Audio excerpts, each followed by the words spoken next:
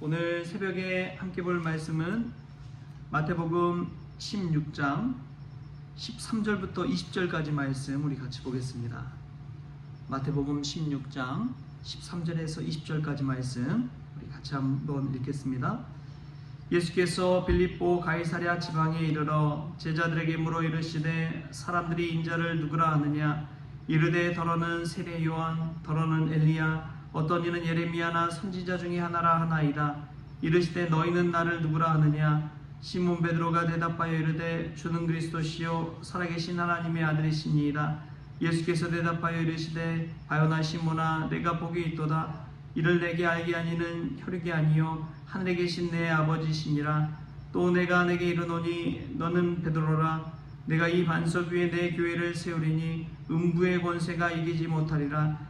내가 천국 열쇠를 내게 주리니 내가 땅에서 무엇이든지 매면 하늘에서도 매일 것이요 내가 땅에서 무엇이든지 풀면 하늘에서도 풀리리라 하시고, 이에 제자들에게 경고하사 자기가 그리스도인 것을 아무에게도 이르지 말라 하시니라.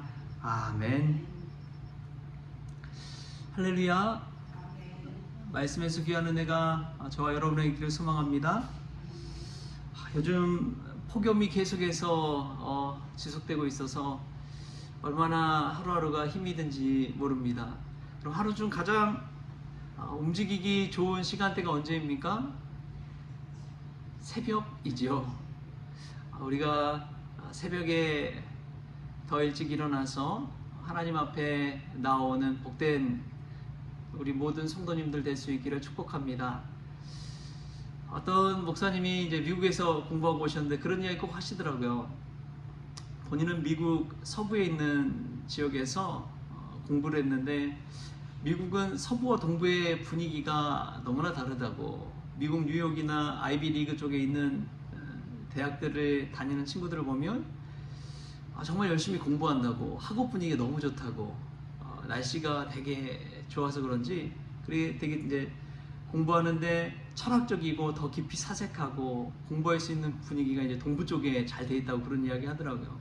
근데 미국 서부 LA나 이런 쪽은 날이 덥고 그러다 보니까 놀기 바쁘다가 UCLA나 뭐 그런 명문 대학도 있지만 이 노는 분위기가 좀 팽배해 있다, 그런 이야기를 하더라고요. 그게 다 날씨 탓이다 그랬는데 요즘 들어서 이제 그런 이야기가 좀 신빙성이 있구나. 이 날이 너무 더우니까 이게 한낮에선 뭘 하기가 쉽지 않더라고요. 밖에 돌아다니고 뭐 누군가를 만나고 그러기가 쉽지가 않습니다. 그런데 이 새벽에는 하나님 만나기 참 좋은 시간인 줄 믿습니다. 하루 중 가장 움직이기 좋고 날이 그래도 좀 새벽에는 선선하니까요. 우리가 이 좋은 시간대에 하나님 만나는 귀한 은혜가 저와 여러분에게 있기를 주님의 이름으로 축복합니다. 오늘 말씀 우리가 너무나 중요한 말씀이지요. 베드로의 신앙 고백과 같은 베드로의 놀라운 그리스도 메시아에 대한 고백입니다. 근데 그 배경을 먼저 좀 보면요, 예수께서 빌립보 가이사랴 지방에 이르러 제자들에게 물어봅니다. 사람들이 인자를 누구라 하느냐? 사람들이 인자를 누구라 하느냐? 근데 가이사랴 빌립보 지역은 이 갈릴리 이 바닷가에서 좀 더 위로 북부로 가야 됩니다. 근데 그 북부 지역에 좀 고지대에 위치해 있지만 그 도시 자체가 주는 의미가 있습니다. 빌립보 가이사랴라는 것은, 가이사랴가 이 황제를 뜻하거든요. 빌립보 황제의 이름을 본따서 지은 도시입니다. 황제의 도시인 것이죠. 가이사랴도 그렇고, 우리가 이제 빌립보서도 있죠. 이 빌립보서도 그렇고, 빌립보 지역 하면은 그 황제의 이름을 필립이라는 황제 이름을 본따서 지은 도시들입니다. 지중해 연안을 보면은 이 대제국의 수많은 권력자들의 이름을 빗대서 지어진 도시들이 되게 많아요. 알렉산드리아도 그렇지요, 안디옥도 그렇지요. 그런 것들을 보면 도시 이름 자체가 사람의 이름을 본따서 황제 이름, 권력자 이름 본따서 지어진 도시들이 되게 많습니다. 근데 이 빌립보 가이사랴 지역도 마찬가지죠. 빌립보 황제, 필립 황제의 이름을 본따서 지은 도시입니다. 그러한 도시에서 상징적으로 이 세상의 왕은 그러한 황제가 아니라, 권력자가 아니라 베드로는 누구라고 이야기하고 있는 거예요? 예수 그리스도. 예수님만이 이 세상의 최고의 왕이시다. 만왕의 왕이 예수 그리스도시다. 이런 고백을 하고 있는 것입니다. 얼마나 놀라운 이야기인지 몰라요. 지금은 만몬주의가 세상을 뒤덮고 있지요. 돈이 최고라고 여기지는 시대입니다. 이제는 지구촌 어딜 가나 마찬가지인 것 같아요. 서울에 있든 뉴욕에 있든 영국에 있든 돈이면은 뭐 다 되는 그런 시대가 아닌가 싶습니다. 그런데 이 세상의 유일하신 왕, 만왕의 왕은 예수 그리스도인 줄 믿습니다. 그 믿음을 가지고 사는 이들이 크리스천인 것이죠. 예수님은 그 상징적인 빌립보 가이사랴 지방에서 사람들이 나를 누구라 하느냐라고 묻습니다. 그러자 제자들이 이야기하죠. 더러는 세례 요한, 더러는 엘리야, 더러는 예레미야, 또 선지자 중에 하나다라는 이야기를 합니다. 사람들의 평판을 예수님 먼저 물어봐요. 그리고 나서 자신의 곁에서 늘 동고동락하고 핵심 중에 핵심인 제자들에게 묻습니다. 이르시되 너희는 나를 누구라 하느냐? 사람들은 그렇게 말하는데 내 곁에 늘 따라다니던 너희는 나를 누구라 하느냐? 그때에 그 유명한 베드로의 고백이 있지요. 우리 16절 말씀 같이 한 목소리로 읽겠습니다. 16절 시작. 시몬 베드로가 대답하여 이르되 주는 그리스도시요 살아계신 하나님의 아들이시니이다. 아멘. 이 베드로의 고백이 얼마나 대단한 고백인지요. 주는 그리스도시요 살아계신 하나님의 아들이시니이다. 눈앞에 늘 동고동락하고 이야기하고 때로는 꾸중 듣고 놀라운 가르침과 기적을 베푸신 예수님을 생각할 때 베드로뿐만 아니라 아마 다른 제자들도 이 고백에 동의했을 것입니다. 그런데 참 중요한 게 있어요. 이 고백 자체가 예수님에 대해서 어떻게 생각하느냐를 드러내고 있거든요. 이 고백이 정말 중요합니다. 우리 크리스천들도 마찬가지예요. 예수님을 누구로 생각하느냐에 따라서 우리는 예수님 대하는 것 자체가 달라집니다. 예수님을 대하는 것 자체가 달라져요. 저희 어머니가 이제 저한테 그러시더라고요. 신학교를 간다고 하니까 너는 이제 내 아들이 아니다. 너는 하나님의 아들이다. 그렇게 이야기하시더라고요. 너는 내 아들이 아니니까 하나님의 아들이니까 하나님한테 등록금도 좀 대달라고 그래라. 그런 이야기를 하시더라고요. 왜냐면 이제 저희 어머니 아버지는 그때 교회 안 다니셨거든요. 신앙생활도 안 하시고 그런 이야기를 하시는데 거기에 그 말씀 속에서도 믿음의 본질과 정체성이 담겨 있구나 하는 생각이 듭니다. 내가 누구로 여겨지느냐라는 것을 생각할 때에 나 자신도 달라지는 것이지요. 예수님을 그리스도라고 대할 때 제자들도 그렇고 우리도 그렇고 예수님을 그리스도로 인정하고 모실 수가 있는 것입니다. 그런데 한 아들로서 그냥 내 육신의 아들로서 대하는 것과 목사로서 대하는 건 또 다르더라고요. 저희 어머니가 이제 저를 집에 가면은 지금은 이제 목사님 그래요. 이름을 그렇게 부르지 않더라고요. 이제 대하는 것 자체가 믿고 나니까 달라지는 거예요. 아무리 어리고 아들이고 그러더라도 저를 부를 때 목사님 그래요. 믿음이 들어가니까 그렇게 불러주시고 대해주시더라고요. 조심스럽게 대해주시고, 여러분, 우리가 정체성을 가지고 산다는 것은, 믿음을 가지고 산다는 것은 예수님을 대할 때, 또 믿는 자들을 대할 때도 다르게 대하는 것을 볼 수가 있습니다. 왜냐하면 믿음의 정체성을 가지고 있기 때문에 그렇습니다. 이 정체성이 없으면요, 흔들려 버려요. 세상 기준으로 가는 것입니다. 그러나 이 믿음의 기준을 가지고 대할 때 대하는 것도 달라지고 나 자신도 달라지는 것이지요. 여러분 어떻습니까? 예수님을 온전히 그리스도로 모시고 있습니까?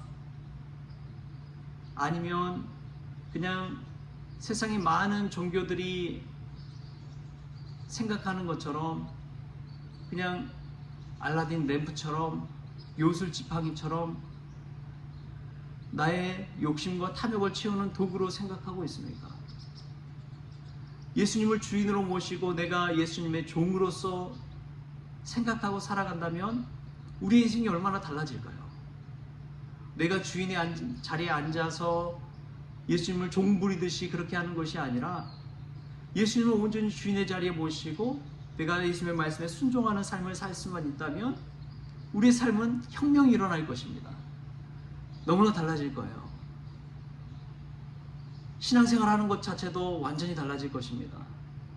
겉으로 신앙생활 할 수가 없어요. 하나님의 말씀에 순종해서 주인이 하라는데 안 하는 종이 있습니까? 신앙생활 자체가 달라집니다. 봉사하는 것도 그렇고 예배 드리는 것도 그렇고 완전히 달라질 거예요. 우리가 이 베드로의 신앙 고백이 저와 여러분의 신앙 고백이 될 수 있길 바랍니다. 주는 그리스도시요 메시아시요 살아계신 하나님의 아들이십니다. 여러분 이 고백이 우리의 고백이 된다면 우리의 삶 가운데 하나님이 참 그리스도시요 참 메시아시요 우리의 주인 마이 로드로 오셔서 우리를 다스려 주실 줄 믿습니다. 나의 것들 주님께 내어 맡기지 못하고 살아갈 때 우리는 늘 걱정과 근심과 염려 가운데 살아갈 수밖에 없어요. 그런데 전능하신 하나님께서 우리를 인도해 주신다 생각할 때 우리의 모든 상황과 고난도 다 인정하고 이해하고 받아들일 수가 있습니다. 왜냐하면 하나님께서 나의 앞길을 인도해 주실 것을 믿기 때문에 그래요. 하나님이 인도해 주시는데 나의 앞길 잘 될 수밖에 없지 않겠습니까? 우리의 끝은 믿음의 승리잖아요. 우리의 끝은 구원의 길이잖아요. 그래서 고난과 죽음조차도 우리 앞에서 패배할 수밖에 없다는 사실, 믿음의 고백 위에는 이것이 담겨 있는 것이지요. 그래서 우리가 항상 기뻐할 수가 있는 것이지요. 범사에 감사할 수가 있는 것이지요.